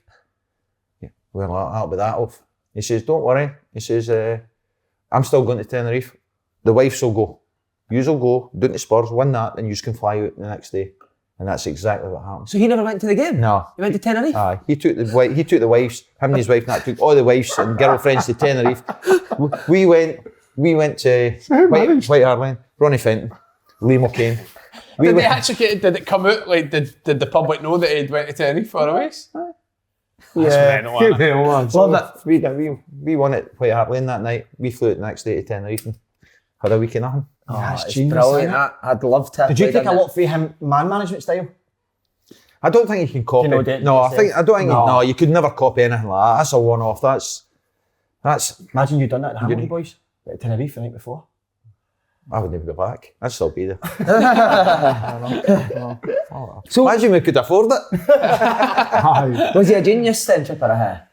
Simplified it. See, when you think about it, simplified it. You know, pass it, play forward, run forward. Just simple things. You just knew what was right and what was wrong. He's what talk about the weekend's games. We've not even spoke about I them. know, I'm not even mentioning them, have we? Should we scan over them? We'll scan over them. Go for a You were at the game, Chipper, so last. Who was We'll last start about with the Rangers Chipper. game? You were at a Rangers game yesterday? What's your thoughts over the piece? I thought the start of the game really well. Got 2 in front, then got a wee bit complacent. Aribo's goal's a belter, isn't it? Great finish. I think the first 2 goals were good goals. 2 good you goals, know. aye. When Arfield came into the team, obviously I talk about Scott because I know him well. I know his strengths, and his strengths getting beyond strikers. You know, it's a dying breed. It's a great ball for Tavernier. You know, good touch, good finish. Aribo goal's sensational. And I think it got a wee bit easy for them. They got complacent. And I'm a great believer, once you start getting slack, it spreads quickly. And I think Goldson started that. Livy got themselves back in the game. And Alan McGregor had an unbelievable save. Unbelievable save. And I think if that one went in, it could have went either way. And I expected Livy to come out all guns blazing second half. And for 10 minutes they did without having any chances. But Rangers got control of the game. They got control of the game. Last And 20, saw 30 it, minutes. saw it comfortably. But they got a wee scare. But I thought the first 20-25 minutes, they were exceptional. I seen Aribo doing things yesterday. I seen him running forward without the ball. I've not seen him before. I seen Kent second half for 25 minutes getting on the ball and getting at him. And I thought, I think Hadji's done okay for Rangers. I think he's just done okay. I think there's a lot more to come. But see, yesterday, I saw wee bits in him. I thought, wow, look at you. So I think there's definitely a change here. Do you think Patterson could play higher up? Has he been coming on there for Van Bronckhorst? Has he been bringing him up? Aye, well, I I think, see, when Van Bronckhorst first got the job, my big thing was like, he's taken over a team that was also really successful this year, sort of slow start to the season, struggled in certain games. Will there be much changes? I think 2 things with Rangers so far this year. Started games poorly. I think they went 1-0 down 6 consecutive games. Set pieces, I think they've been poor this year. And then obviously another thing is he's came in and he's sort of changed his shape. He's went to a 4-2-3-1. Yeah. When you're saying with Aribo, for me Aribo's been Rangers' best player this year. And I think even the first 2 games, started both games extremely well. Started the Sparta game early, got an early goal. Started the Livy game early, got an early goal. Scored for set pieces. And I think you touched on it earlier, Ryan Kent. I think one thing about Ryan Kent is, and we've talked about it before, how good he was last year. Getting the ball at feet, driving it back fours, he's arguably the best in the league at it. We're playing in the new system at wide left. Sparta game yesterday, you've seen flashes. See yesterday, there was good tactics for Rangers yesterday. when they're getting the ball on the right hand side with Tavernier or Arfield or that, rather than Kent being in the field and Barisic going, Kent held the width, you know, and the second goal was a bit of that. It went there and it eventually got out to him. Then they played the wee combination play. But there's definitely been tactical switches and you can't ask for any better than they've done. I would much rather my winger gets it up there than my fullback does. Listen, Liverpool do it unbelievably with Trent Robertson. So Andrew was saying, wasn't it? Andrew was saying that about the fullbacks, But I would much rather my winger gets it in the final third rather than the fullback. Listen, it works. I mean, Liverpool do it brilliantly with Trent Robertson, do you know what I mean? So it does work with the fullbacks up there, but for me, I want my better players receiving it then and getting. See when Ryan Kent stays high and wide and he gets the ball and does the simple thing, a wee trick, get past, get a yard, put it in, or cuts back inside and whips in. See if he continues just to keep doing that week in, week out, somebody takes him, because see when you're putting volume of quality into box, who's the best Scottish winger we can think of? Pat Nevin. What about John Robertson? John Robertson. What a player. Used to get the ball, half a yard, cross it. See if you make the teams defend constantly, at some point your striker's going to get the end of the ball or the defender's just going to crack. But you knew Rangers were getting complacent when Connor Goldson came out for the second half with Davy Martindale's chinos on. I know, that was bang out your order, wasn't it? Borrowed them off of you for last week, wasn't it? Playing the full second half a bit. But they seem to be struggling with long balls as well. Rangers see it before, listen, see if it was the other way about and that was a Rangers player that played that ball at the top and scored, you'd be talking about how good a pass it was. So you've got to say for the boy, it was a great pass, but I think one thing I'll say, you watch do you not think Golson's just want to make Greasy look good? He's trying to make him get a couple of saves. He wants grass stains on the chinos, doesn't he? He just wants to slide a bit. I think if you know how Livy play, they switch up and they can be a bit direct sometimes. When the boy takes the ball, his touch, as I said, you've got to get in position, anticipate that ball. So Livingston will be okay. Livingston will be okay. They've got a bit about themselves. You're starting to say that about everyone now, though. Because look at Dundee. Look at Dundee at the weekend. You look at Dundee and you think they'll be alright as well. Ross County, mate. Ross County over the last few games. No? I'm not sure. Right, okay. I'm not sure. But I think everyone can beat everyone on any given night. It's been proven this year. Yeah. It's already been proven. Dundee United beat Rangers, didn't they? Yeah. Early on. The thing is with the Dundee result, nobody's seen that coming, especially after Motherwell and the back of beating Hibs and Aberdeen and Hearts. You think to yourself, surely home, that's a pretty straightforward result for Motherwell, but to be fair to Dundee, they were actually decent. But see if you're not at it in this league. See if you're not at it, you'll know yourself, Andy. You're talking about the St Mirren game on Saturday, See if you aren't at it, you'll get beat. Aye. Andy, who used to see the touchline? Who used to annoy you about managers used to go on your tits? Just to get on your tits. Anyone's like... by the way, I'll say one as a There is one, but he's not what to say. No, I don't want to be controversial. I'll tell you right now what. Tommy Wright used to have a wee go at me. Aye, Tommy, but he's a good man. He's a good man. See outside the park, these things happen. I love that, aye. But it's like everything else. See once your whistle blows, that's it done. That's it done and dusted. Yeah. I'll say one as a player, right, and it's nothing against the guy at all, but see Stephen Robinson when he was a Motherwell manager, he's the most vocal manager. Martindale was up there as well, by the way. David Gies it, aye. But David does it to win. But Stephen Robinson, I just think would pick a player on the pitch and have a go at him for 90 minutes. What, is it an opposing player? No. So I remember when we played Motherwell, right, and they had a Spanish boy in centre mid. His first name was Alex. The only reason I know that is because he fucking shouted Alex for 90 minutes. Don't his second name. In the full 90 minutes, all you could hear was Stephen Robson just getting on this Alex going, Alex, fucking pass forward, Alex. And for 90 minutes. And I remember being the same. The Motherwell manager, right, you had a wee tough start, didn't he? He got a few. Aye, he got sent off against us when we were at Hamilton. Did he? Aye. What, for getting a ref about? Now call me a redhead. Did he call you a ginger bastard? Was that the flight? I told him I'm strawberry blonde as well. Certainly got over the line against Aberdeen. How big a win was that? I'll tell you what, see the second goal, they didn't score it last year. Because when they lost the ball, they were terrible to get Can you give me a back. wee match report, Simon? I've obviously been away, so if you can tell me. Like a 20 shots on goal, 6 on target. I think dominated. But see, the stats, I'm not seeing this game, so I don't know, but the Chelsea-Man United game yesterday, the stats, but Chelsea didn't have a lot of clear-cut chances. You think? Well, the Rudiger one was a massive chance. Werner had 2 good chances. Hudson-Odoi gets a massive. But sometimes stats say, so does Celtic battle them? I don't want to say bat. I don't think Celtic were in control of the game. I don't think the penalty can be argued, Aberdeen's penalty, but listen, obviously Kevin Clancy gives a penalty every game. I'm serious. Does he? Go and look at Kevin Clancy's record. Have a look. Kevin Clancy's very quick at giving penalty kicks. That's not a criticism. Well, it is. So is it a penalty Saturday? I think it's a penalty. And it was on Sunday. Sunday. He's killing me here. I'm just trying to get my name back. See how you want a job, you'll be sitting here. That's the sort of job you were getting me. That's no yours, that's a cut. It's probably similar to Davis last week. I don't think it's a penalty, to be honest. Against... But you think it's a penalty, aye? I just think now in football there's any contact in the box are getting penalties. Aye, it's not for me though. Not for me. I think, and again, like you said, it's not a criticism, but I think sometimes if you've played the game, sometimes you can see as a player, you know he's trying to buy something, you know he's trying to be clever. And to be honest, sometimes it's not really the referee's fault because as an attacking player, they've been clever and they bought contact, they bought a foul. I think that's what Bates has done. I thought he sort of laid his leg out, tried to buy a bit of contact and got I think this was... See VAR, we all talk about VAR, right? Imagine the game was stopped and you had to analyse that for 3-4 minutes. It takes away this. The debates about football. Nothing better when you used to go play, you get into the pub at night and your pals would all be talking about something. And it was a debate about football. See now, it's a debate about VAR. I know, but even the VAR still get it wrong. Oh, they get it wrong. That's the thing. See, like exactly what you said there, right? I spoke about this before. See, growing up, everything I remember about growing up, so obviously routine, used to go to the games with family and whatnot, and they would all go back to the pub after the game. Every debate was about a referee. Every debate was about decisions. The referee was poor, the referee, blah blah blah. And that was, like you said, that's all you remember. That's what people, as much as you want to see referees not get too much wrong, but let's be honest, fans love to batter referees. You love to have debates about would you be a referee? Would you be a referee? No, I wouldn't. No chance. I keep saying that to them. Nobody asks you to be a referee. They get well paid for it. Oh, they get a few quid, I know. This is great. They don't hate me. No, you're right. Because I speak my mind. I just speak my mind about it. In Scotland, and they're like a fucking shocker. So that's just how I see it. It's... I've not gone that far. That's completely order for you. I can't believe you said that. Trying to get a job. He's trying to make no get me a job. It's weekend, week out, we're talking about referees.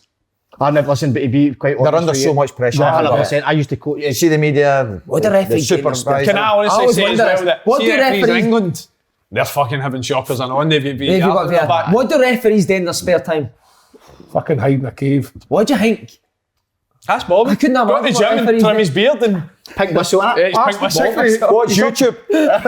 He's up in Andy's spare room asking. Andy Halliday back in the team. Yes, easy. Back to rocket science, is it? By the way, back for suspension. Am I booking away for a suspension? Again, brilliant. 5 bookings for the start of the season to January for that suspension. You'll not be playing for now till January. Andy, I'll be alright. Where did you play on Saturday? Don't mind me asking. Left back. Mid. Oh, was that? You drifted into it. Yes, having a shocker, isn't he? I seen you drifting inside the pitch a couple of times. He's obsessed with it. Fullbacks, mate. You know, it's like... I said he doesn't like the way Ange plays and he's never mentioned that. Robbie's obviously had a look at it and thought Cochrane might go back to Brighton. I better find a left back.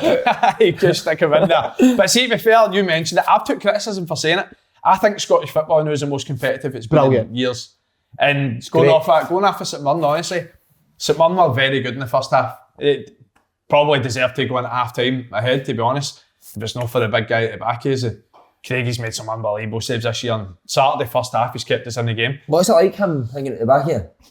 It's no great, to be honest with you. No. See the 2 snooker balls that he puts in the back, it's no great. You're up against but Gary scored. Am I not allowed to finish the match report? No. We just got straight on the match report.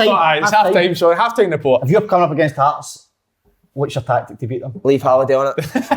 Not at all. Show him on his left foot. Show him on his strong foot. Drop that ball behind him. Okay, and just get at him. Get him tons of great shot. Gary scored. He scored, the boy. He's back in the team as well. He's obviously been on the bench a few weeks, not happy about being on the bench, but great. So Andy Mack, do you think he had a shandy after it to celebrate? No, it was a few shandies. Pims and a fruit punch. What about Kingsley's free kick?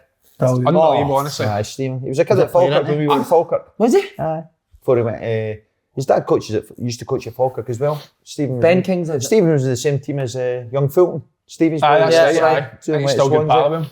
Aye. But second half, we were really good. Could have scored a few more. But it was a good game. They're a good team. Kingsley right now, the best free kick taker in Scotland has to be. You've tipped him for the Scotland squad. Well, you said. Well, I said that obviously there was a report that Tierney could drop out. Left centre half, he's been flying in that role this year. Suits him playing there. Aye, definitely. He's great defender, good attributes, obviously great left foot.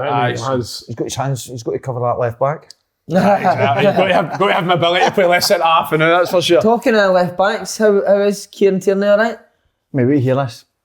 I don't know if I can say this. I don't like name drop, right? But at the Arsenal game, Right. guess where I was yesterday? Man U Chelsea. He got your tickets? Billy Gilmer. Did he? Yeah, unbelievable. What a weekend you've had, son. Best birthday I've ever had in my life. And I went to I burst out greeting Saturday night with Lion King. I've seen live. Have you seen Is it it? your song? What's the best song in it? Come on.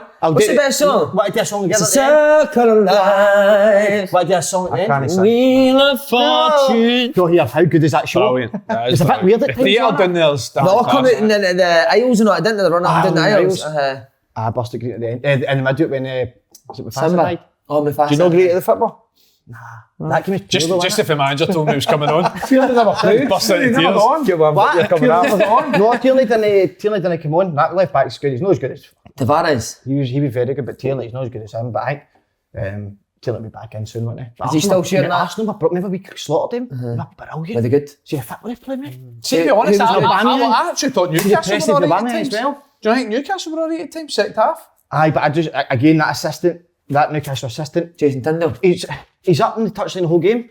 Let the manager be the put on figure, and then What? Pivotal. What's the figure? Focal point. The figure. Pivotal, was that what you tried to say? They said pivotal. Would you want an assistant number when you're all game?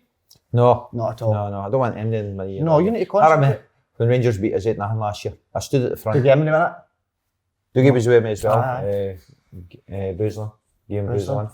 The Rangers beat us 8-0. I was standing at the front of the dugout. Because I'm part of it, you can't go and hide and sit down. It's easy when you're winning to stand out there. Yeah. It's hard when you get beat 8-0. And I looked at the clock and it says 59 minutes. I turned around to Stephen and I says, hope the referee's dyslexic and think that's 95.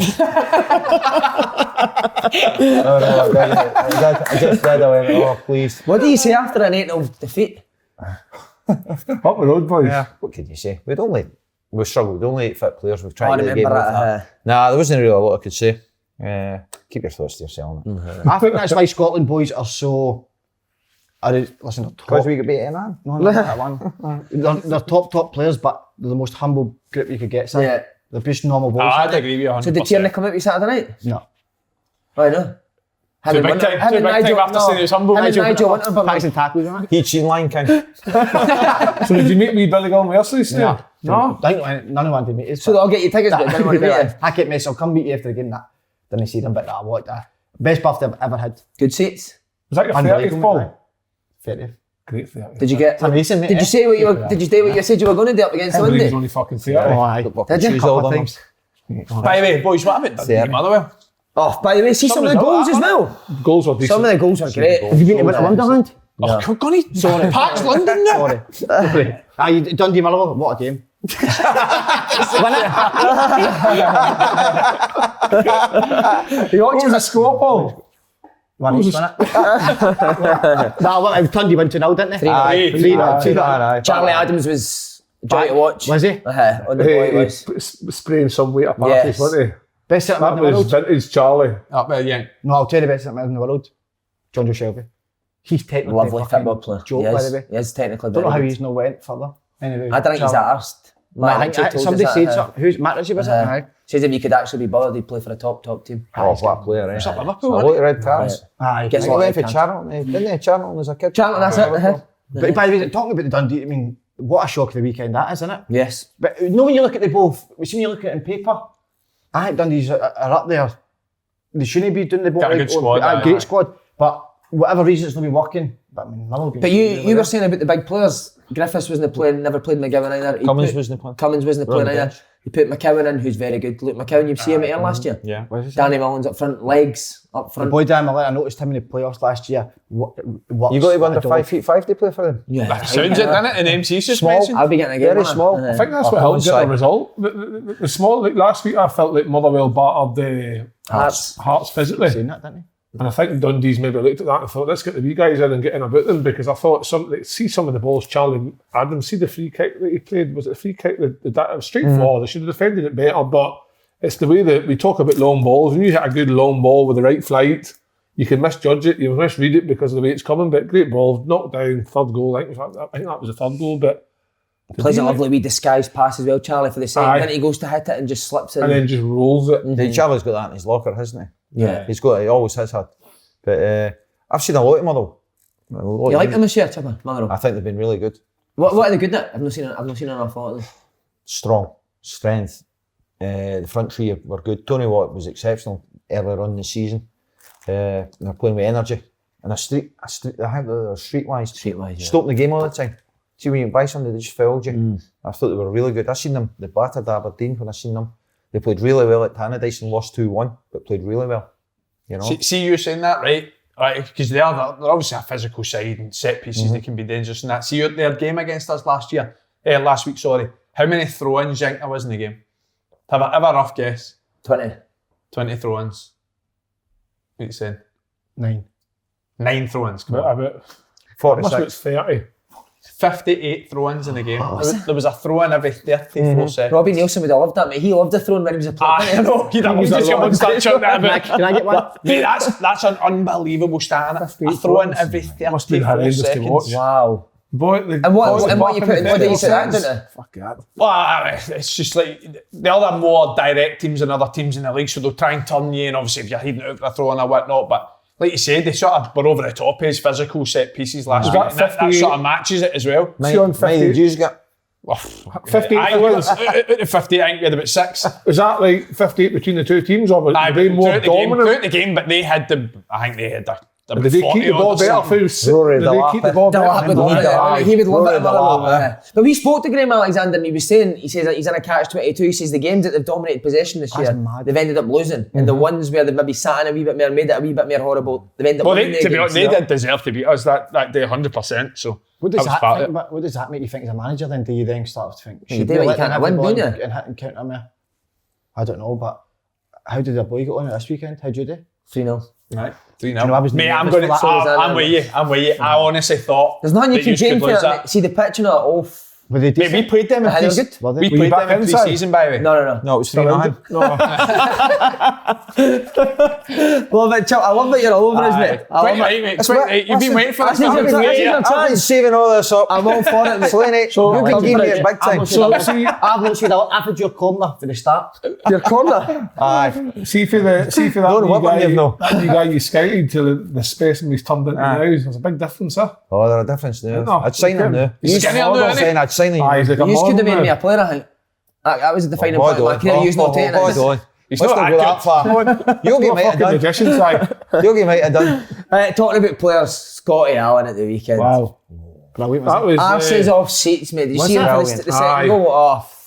Half turn. Not even Birthday boy as well, wasn't he? Didn't I see enough of the players in Scotland? I know you want the game to be played the right way, but I just think it's so tactical that guys like Scott, we need more of them. They're the ones. They're the players you want to watch. Should you know build your team round about their players? Yeah. Other people's got their own opinions. Be strong right through the core of the team. Have this, have that.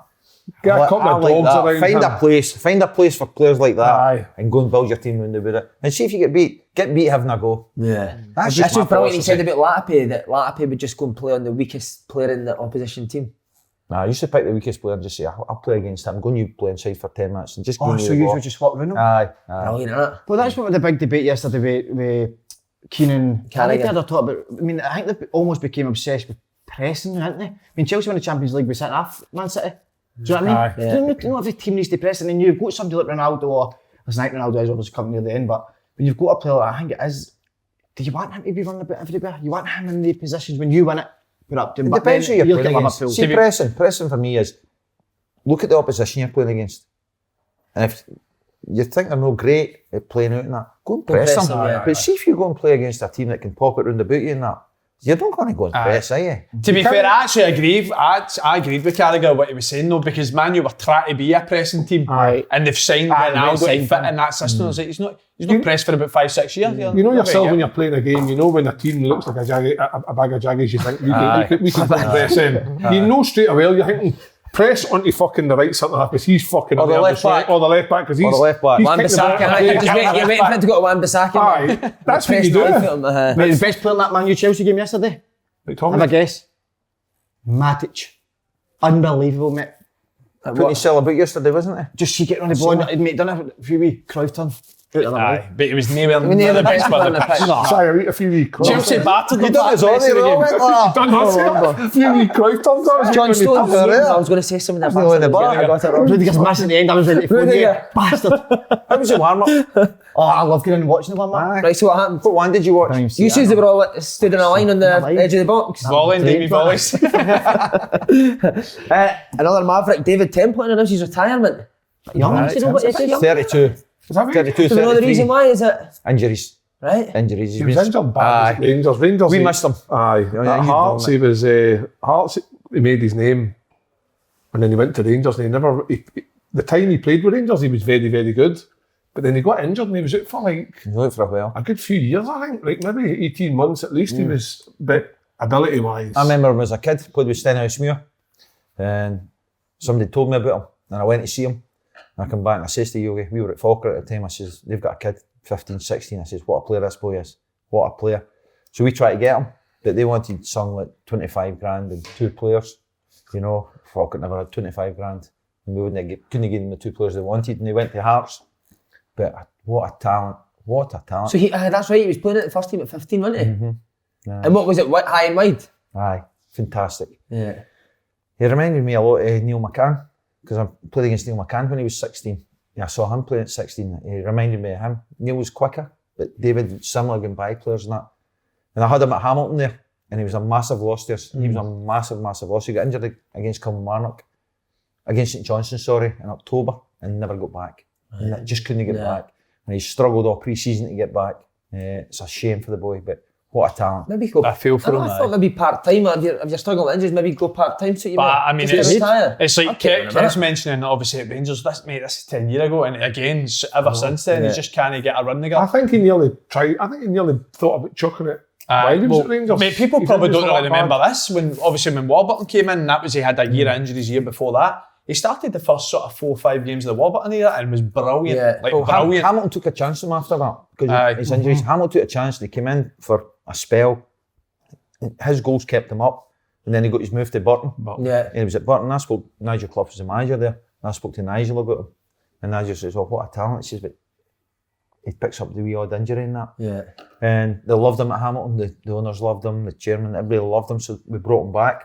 You know, and he's doing a bit of coaching with the youth team now as well. Brilliant. So he's into that. Good. So he's loads to pass on. We need to get him on. Aye. Get him on with Well, the boys. definitely wish him all the best. We'll set him if he's Hearts watching. terrible, jump on. but however, we'll get him on. Mate, to be fair, right, I interviewed him, I really enjoyed No, his I interview. like him because I felt Simon, when I was at Hearts, I was one of the older ones, and he was obviously just coming, like say, signed with Stenny. A good kid, like wanted to learn, wanted to listen. What I was finding, he was so good at dribbling with the ball, how fast he was. He could go one way or the other way, but he always had, like, to me, it looked like he'd run. His hamstrings were too tight. You ever noticed they do wee steps? Because he can't get the hamstrings. I always thought that was his problem, but I maybe just fucking talking shite. But I gave him a message yesterday. Did you, mate? Oh, good. I Andy seen Halliday, the what a guy. news. Playing up to the fans He again. is, isn't he? Hamilton Accies fans. Come in, he's playing there next year. Chipper. We're getting into Kenny Miller territory here. Aye, we Good, just, I'm I was enjoying just be it. quickly here. You're doing a team talk, you've got a big game coming up, and you say, right, we're going to do this today, we're going to do this today, we're going to do that, we're going to do that. We're playing this formation, one of the players goes like that. Disagree with it completely. Good, I like that. Do you? I like that. Go and tell me why. I'll say it. Go and tell me why. Go and tell me why you disagree with What if they can't back it up, then you're sitting on their arse. everybody just starts laughing. You know? So you don't mind players? No, Honestly, no, because I don't know it all. Yeah. I'll say to them at half time, is there something I'm not seeing out there? And put it back to them, because I've not got all the answers. That's only my ideas. Brilliant. Do players answer? Do they have answers? Aye, they'll always question you. Players will always question, why am I doing that? Why do I need to come inside? Oh, you need to come inside, so you're dragging him in, so it allows this to happen. Players have now got that freedom to talk. I think it's That's a healthy. good thing. Yeah. Usually it's a lot of crap. Usually it's a load of nonsense. But they feel as though they've got something to say. And if they've got something to say, you've got to have an answer ready. So if it's the right manner, innit, you Yeah. don't mind. Aye. Is Nielsen like that as well?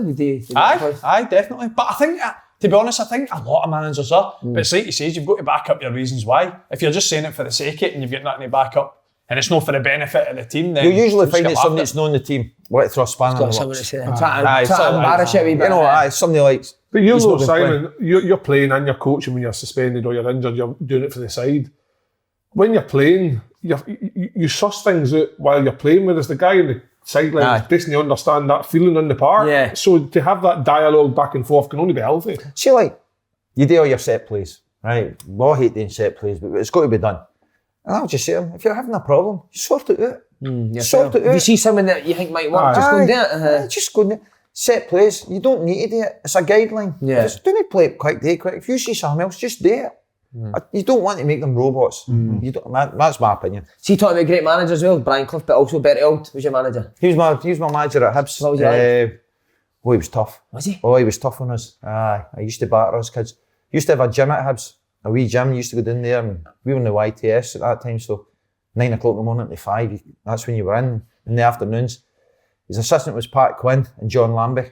So they used to take us down into the gym, and it'd be 3v3s, and they'd kick hell at us.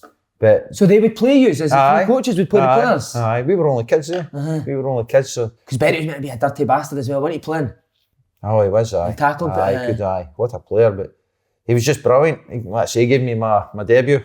I made my debut against Ayr in the League Cup, and I played against Stevie Nicol.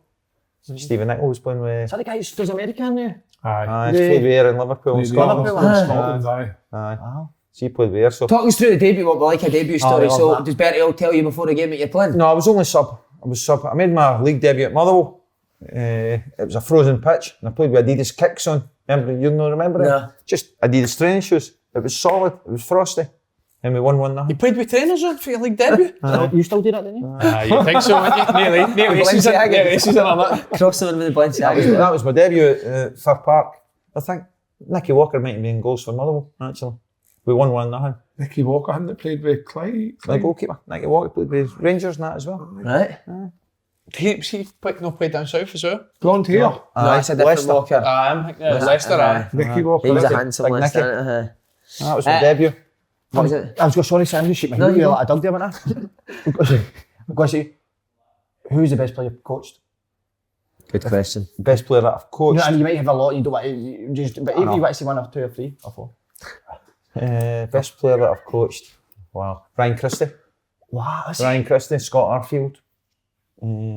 Just took information on board right away. Is that what's different for them to... Scott McMahon at Dundee left United. back? Yeah, Scott McMahon. He's done really strong, isn't he? Took information on board. Just needs to believe in himself. Yeah. Just needs to believe in himself because he's got everything. See how on Arfield and Christie, what do you think separates them from sort of like players that don't go... Fit was their life. They live their life properly. Live their life properly. They're first in the training pitch and they're last off. Yeah. You just need to tell them something once in the practice. Remember we played Ajax at the Falkirk Stadium and is it Schneider? Yeah. Boy Schneider was playing against Arfield and this turn. That He kept doing this turn. Schneider. That's a bit of Schneider. And he come in the Monday morning. Arfield's out practicing this turn. And he uses it in his game now and again, you'll see it. So somebody done it against him on the Saturday and he was practicing it? Aye. So it's just, you've got a better chance if you love football. Yeah. And Ryan Christie loves football. Arfield loves football. Scott McMahon loves for his football as well. You know. I remember playing against Christie as a kid at Inverness. He was fucking brilliant, man. He was brilliant. He's doing well down at Bournemouth now. Yeah. But Latapi must be the best as in terms of ability. Somebody on your training pitch. Yogi says to me, argue him, he says that Latapi could play for Man United. If he tried. Right now, you could play for Man United. If Latapi had fulfilled his potential, he could have played for Man United. If you'd have got Latapi at 23, 24-year-old, he'd have been a career. I mean, he played with Porto. Did he? He played with Porto in the semi-final of the Cup Winners' Cup and all that. I think Walter Zenga saved that. Walter Zenga playing goals for Sampdoria. Walter Zenga. Remember that name? You don't remember his name? Italian goalie. Aye. Italian 90. He played with Sampdoria and we're tapping that. How's the semi-final of the Cup Winners' Cup? And he played in the middle of the park with Emerson for Porto. He's a legend. And you're talking about a player that played at the top level. Yeah. He could have played for Manchester United. Can you? And I'm not arguing with Yogi. Either see, trust me. Slaney, you alright? No, I'm just... He's fucking, he's quiet, isn't he? I think that was like... Walter Zenga. No, Zenga. We were talking about him last night actually on the phone about... I'm not sure if he is. His nickname's Cycle. Stuart Pearce. Does he live up to that nickname? I spoke about him. Aye. Listen, Fuck! you missed the first 80 minutes, you missed it. Do you know Hitler's deed? See how you're saying about Clough being like quite off the cuff. Can Yogi be like that as well as a manager? He's off the cuff. What with team talks and after games? Brilliant. His man management's brilliant, Yogi. It's absolutely brilliant, his man management. The hardest part of being a manager isn't the 11 players. It's them that aren't playing. You know, it's them that's not playing. You've got to manage them. The 11 that are playing love you. The other 12, 13 hate you. Have you got any memorable team talks that Yogi's done? Or after games? No, I remember. Yogi was playing at Falkirk, right? He was 40. We're playing Dundee United with 5-10 minutes to go. I think it's 1 each or 1 each, and he sells the jerseys, right? So I'm like, get him off. So I'm standing at the front of the dugout area at Falkirk. It's a big area. The ball goes up 5 half. He's coming across. I can see the steam coming out his ears. I'm standing at the front of him saying, here we go. And he walks past me and he sort of shooters me. And I hears him going into the dugout and I hear the studs hitting the kicking the dugout. Next minute I hear the studs coming up behind me. He says, what are you doing? I says, you're finished. Ah, you're right. Oh, what a guy, innit? Boys at Dunfermline were saying after the first game he came in and he thought he was going to say something like amazing. He just started going jumping out the dressing room. He's just off the cuff. Yeah. He just things come to him and he just does it. And there's one thing, you know, he'll bring a spirit, but don't let all that fool you.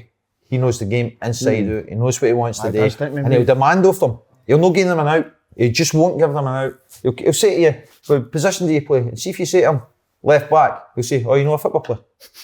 What are you? I'm a football player. You're a football player. Yeah. Doesn't matter what position, you're a football player. Learn to play football. And that's how he is. Even that Inverness team that they had, do you remember them? See, when I was at Dundee, they were the best team that we played that year. Who was that? In terms of playing football, Tansy used to just drop off the game, mate. They would pass him and he would zing it out to Doran. Doran's that. Oh, you know, good Marley team, Watkins. Marley Watkins was a big, strong Shinnie. boy. Shinnie left back. Shinnie, Draper. Draper. To be fair, even he's look at the job he done at Ross County last year. I know. Keep note. And you know to get the job. Aye. Shinnie was brilliant as well, wasn't he? Shinnie was good. Shinnie was great for him. He liked Shinnie. He didn't think he was a midfield player. He preferred him at left back for his energy and playing behind the ball all the time. Yeah. You know. If you look back, what's your favourite game you've won as a manager? One of your most proudest achievement you've done? Sorry, Andy. He's fucking. Well, we're the last team to beat Rangers at Ibrox in the league. So you what, Accies, that's right. We are obviously when a team like Hamilton will go to the end one, but we beat Hearts a couple of times. Hearts couldn't beat us, and with the upper hand in the derbies. We went to Motherwell. Your derby record was outrageous. And by the way, a couple of doings as well, with 4-0 at Fir Park, and there was a couple of heavy ones. But so, anytime you win a game, it's great to win a derby match. And the last game of that decade, we won that, so it was good. Listen, we all get the Ross County job after coming on here, and I've no doubt. Who's on a sugary peg? Slaney. No, he's firmly in the hot seat. I thought I was getting his job. I'd been here in time. Tell somebody 12 o'clock is 12 o'clock. A flight get delayed. Don't go for a 10 past train, 12 is quarter past. Man, I should have got the private jet, but I left it. I just thought you were scared because I was coming. I shit myself, to be fair. You want to hug it? Because you'd done a video, didn't you? So you're going to kick my ball. That's right. Was that a couple of fans? No, what happened? I got up to Perth every Scottish Cup final day with my pals. We go golfing in the morning. We go to this hotel. We get a room like this. No. That's later on. We have a few beers and we get into Perth, but because of the virus, we couldn't get into any pubs. These two lads come across and talk away and says, "What about Slaney?" I've heard about him. I'm going about him and the boys. Do you know what I was like? But the boy, I said, no, didn't he do anything with that? Next morning when I woke up, it was brilliant, mate, it was a good reaction. It wasn't great for me. No, but it was better than, I remember I seen it, I was lying in my bed and somebody shot and I shot myself. So I thought, he's been and that's what happened. I'm avoiding serious. He's going to put them after this. So you coming chipper at 16, fancy it? Aye, definitely. Front row seats, mate. Get me near Slaney. Aye. I want to see you here. A legend. You can sit with my mate on the balcony. We've already, mate, that's already been sorted. Sorted that. Susan. Brian, right, what a guy. That's our man.